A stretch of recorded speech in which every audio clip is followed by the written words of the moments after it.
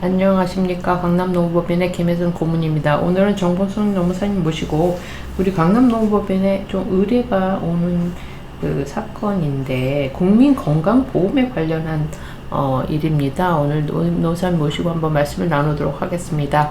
우선 배경 설명을 해주시죠. 예, 안녕하십니까. 공인노무사 정봉수입니다.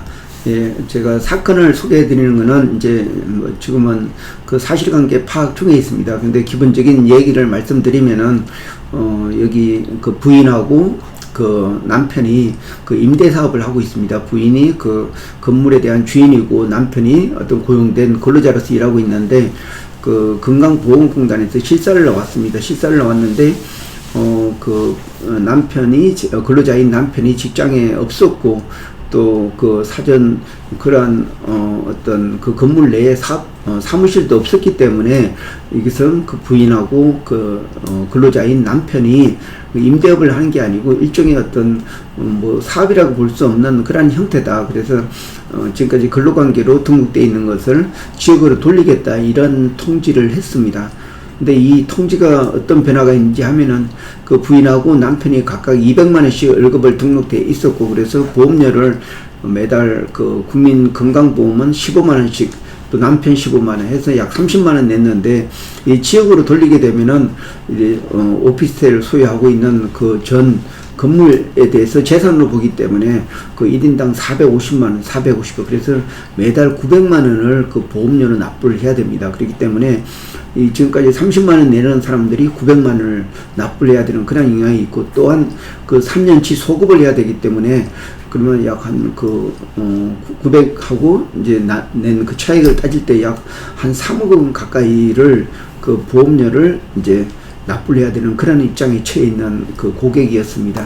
그래서 여기에서 핵심은 이렇게 임대 사업을 하고 있는 그 부인이 사장이고 또 거기서 일을 하고 있는 남편이 이제 근로관계로 볼 수가 있는지, 근로자하고 사용자의 관계가 있는지, 이런 부분이 핵심이라고 할 수가 있습니다. 이게 근로관계가 인정이 되면은 어떤 사업장 소속의 근로자로서 계속 유지할 수가 있고, 이런 근로관계가 인정이 안 되면은 지역가입자로 해가지고 보험료가 한 10배 이상의 폭등이 됩니다. 그리고 지금까지 안 낸 보험료를 다 납부를 해야 되는 그런 굉장히 절박한 입장에서 연락을 받게 됐습니다. 아, 네, 그렇군요. 그러니까 부인하고 남편이 어떤 가족적인 분위기 같은데 가족 관계의 사업장 같은데, 이제 일단은 지금 사업장 내에서 그 보험료를 납부하다가 지역으로 되면 이제 개인 소득에 의해서 보험료가 책정이 되니까 꽤 많은 금액을 납부해야 되는군요. 그렇다면 이 문제를 어떤 방식으로 푸실 계획이신가요? 예, 그래서 이게 상당히 이제 그 고객 입장에서는 뭐 거의 굉장한 충격이고 지금까지 뭐 앞으로 납부해야 될 게 매달 그 뭐 800만 원을 더 납부해야 되고 앞으로도 계속 납부해야 되고, 또 중요한 거는 지금까지 적게 납부한 그 3년치 보험료를 다 납부를 해야 됩니다. 굉장히 여기 충격이 쌓이는 이런 사업자라고, 그러니까 어떤 근로자라고 할 수가 있습니다. 그래서 제가 이 사건에 대해서 중요한 부분을 설명한 게 이분이 임대업을 하는 그 부인에 소속돼 가지고 근로자로 일했다는 걸 입증을 해줘야 됩니다.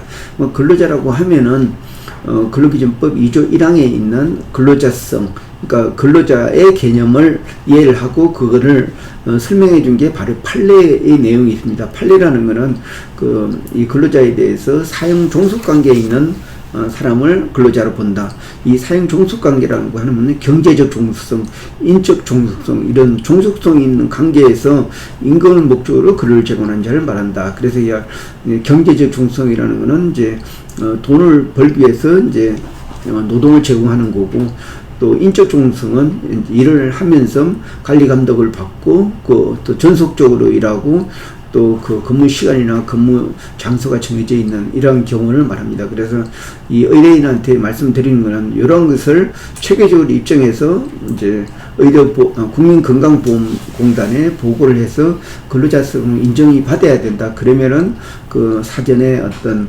지역으로 이제 변경된다는 사전 통지를 그 차단할 수가 있다. 이렇게 설명을 해줬습니다. 아, 그렇군요.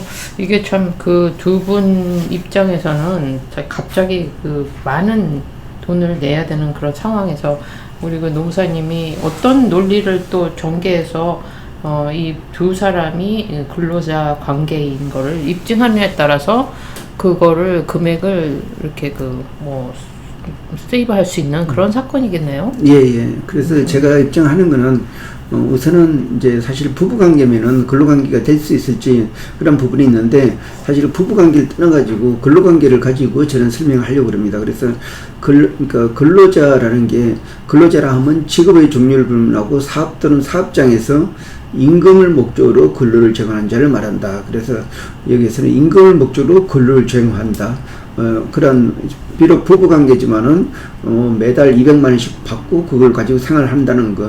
그리고 또 이제 근로를 제공한다는 거는 이제 그 관리 감독을 받고 정해진 시간 또 이렇게 그 업무의 특성에 따라서 좀 그 자유롭게 이제 시간 관리를 하는 그런 게 있습니다. 그래서 하자 보수나 또 그 건물에 대한 필요한 뭐 이렇게 관리 그러니까 어떤 보수 작업이나 아니면 또 뭐 건물에 대한 어떤 보강 작업 또 곡에 대한 컴플레인 이렇게 관리를 하면서 이 생활하는 자체가 근로자로 볼 수가 있습니다. 그래서 우선은 매월 200만 원씩 받았다는 그런 인적 종속 그러니까 경제적 종속을 입증을 하고 그리고 또 그리고 2018년부터 일을 해왔기 때문에 전속적으로 한 7년 정도 계속 한 사업장에서 일을 했다. 그리고 이제 그 자율적으로 있지만은 어떤 사용자로부터 관리 감독을 받으면서 일을 해왔다.